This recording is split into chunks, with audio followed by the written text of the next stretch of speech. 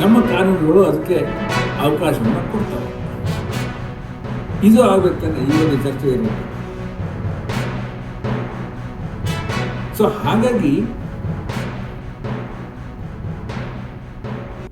ಜೂರಿಸ್ಪ್ರುಡೆನ್ಷಿಯಲ್ differences ಇದ್ದಾಗ ನಮ್ಮ ಜನಜೀವನಕ್ಕೆ ಬೇಕಾಗುವಂತಹ ಒಂದು ಪದ್ಧತಿಯನ್ನು ನಾವು ಕಂಡುಕೋಬೇಕಾದಂಥ ಅವಶ್ಯಕತೆ ಇದೆ. ಆದರೆ ಇದಕ್ಕೆ ಮೂಲ ಸ್ರೋತ ಯಾವುದಾಗಿರಬೇಕು?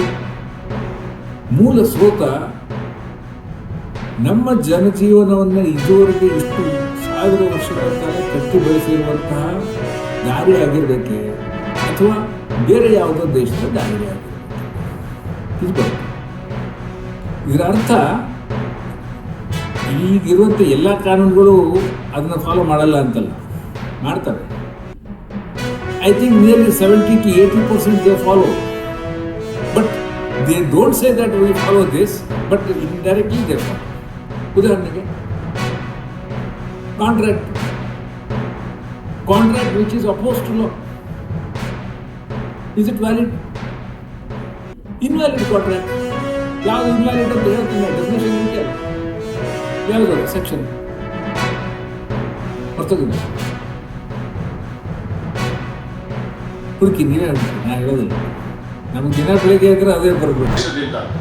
ಇವತ್ತಿಲ್ಲ ಅನೇಕ ಜನ ಅರಣ್ಯವಾಸಿಗಳು ಇದೆಲ್ಲ ಅರಣ್ಯ ಉಳಿದಿದೆ, ಪರಿಸರ ಪ್ರಕೃತಿ ಉಳಿದಿದೆ ಅಂದರೆ ಬರೀ ಅರಣ್ಯ ಇಲಾಖೆ ಸರ್ಕಾರ ಅಷ್ಟೇ ಇಲ್ಲ, ಇಲ್ಲಿರುವಂಥ ಅರಣ್ಯ ನಿವಾಸಿಗಳ ಒಂದು ದೊಡ್ಡ ಜವಾಬ್ದಾರಿ. ಅವರೇನು ಇಲ್ಲಿವರೆಗೆ ಪರಿಸರ ಉಳಿಸ್ಲಿಕ್ಕೆ ಅವರು ಸಹಕಾರ ಮಾಡಿದ್ದಾರೆ ಅಂತೇಳಿ ಹೇಳಿದೆ, ಈ ಪರಿಸರ ಪ್ರಕೃತಿ ಅರಣ್ಯ ಉಳಿದಿದೆ ಅಂತೇಳಿ ನಾನು ಭಾಳ ಹೆಮ್ಮೆ ಹೇಳಲಿಕ್ಕೆ ಬಯಸ್ತೇನೆ.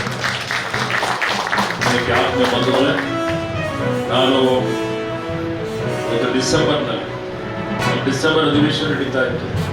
ಒಮ್ಮೆ ನನಗೆ ಮಾನ್ಯ ಸಚಿವರಾದಂಥ ಸತೀಶ್ ಜಾರಕಿಹೊಳಿ ಅವರು ನನ್ನ ಗಮನಕ್ಕೆ ತಂದರು. ಈ ಅರಣ್ಯದಲ್ಲಿ ಸುಮಾರು ಗ್ರಾಮಗಳಿದ್ದಾವೆ, ಸುಮಾರು ಜನ ಅಲ್ಲಿ ಯಾವುದೇ ಮೂಲ ಸೌಕರ್ಯ ಇಲ್ಲ.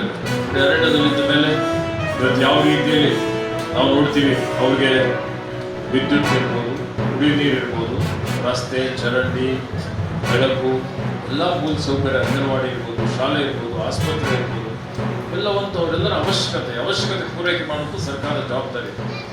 ಆದರೆ ಇವತ್ತು ನಾವು ಅಭಯಾರಣ್ಯ ಮಾಡಿದ್ದೀವಿ ಅಂತ ಹೇಳಿದ್ರೆ ಅದೇ ಒಂದು ಪರಿಸ್ಥಿತಿಯಲ್ಲಿ ಇವತ್ತು ವನ್ಯಜೀವಿಗಳ ಸಂರಕ್ಷಣೆ ಮಾಡುವಂಥದ್ದು, ಅರಣ್ಯ ಸಂರಕ್ಷಣೆ ಎರಡೂ ಮಾಡಬೇಕಾಗಿದೆ. ಜೀವನೋಪಾಯ ಎರಡೂ ಬೇಕು. ಇಂಥ ಪರಿಸ್ಥಿತಿಯಲ್ಲಿ ನಮಗೆ ಸ್ವಾತಂತ್ರ್ಯ ಬಂದ ಇವತ್ತು 75 ವರ್ಷಗಳು ನಮ್ಮದೇ ಆದಂಥ ಸಂವಿಧಾನವನ್ನು ಅಳವಡಿಸಿಕೊಂಡು ನಾವು ರಾಜ್ಯಭಾರ ಮಾಡ್ತಾ ಇದ್ದೀವಿ. ಮೂಲಸೌಕರ್ಯ ಕೊಡಲಿಕ್ಕೆ ಸಾಧ್ಯ ಆಗಿದೆ ಆಗಿಲ್ಲ. ಅನೇಕ ಕಾಯ್ದೆಗಳು, ಕಾನೂನುಗಳು ನಮಗೆ ಅಡ್ಡಿ ಬರ್ತಾ ಇದ್ದಾವೆ.